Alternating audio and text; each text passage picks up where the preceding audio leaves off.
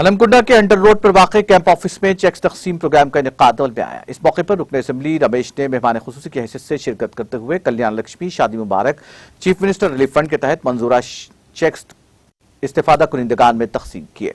इस मौके पर रुकन असेंबली ए रमेश ने हनमकुंडा, वरंगल, किला वरंगल और काजीपेट मंडलों से ताल्लुक रखने वाले कल्याण लक्ष्मी शादी मुबारक के 90 मुस्तहिकीन में 88,20,324 रुपए के चेक्स और चीफ मिनिस्टर रिलीफ फंड के तहत मंजूर शुदा 11 मुस्तहिकीन में 4,38,000 के चेक्स के अलावा LOC के तहत मंजूर शुदा 3 लाख रुपए के चेक्स मुस्तहिकीन में तकसीम किए।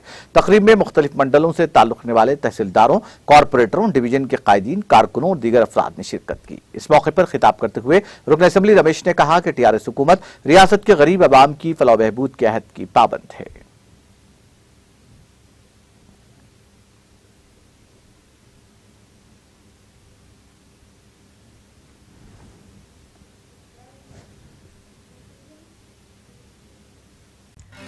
नाज़रीन, हमारे TTV न्यूज़ को सब्सक्राइब करें, बेल आइकॉन को प्रेस करें, शेयर करें और लाइक करना ना भूलें।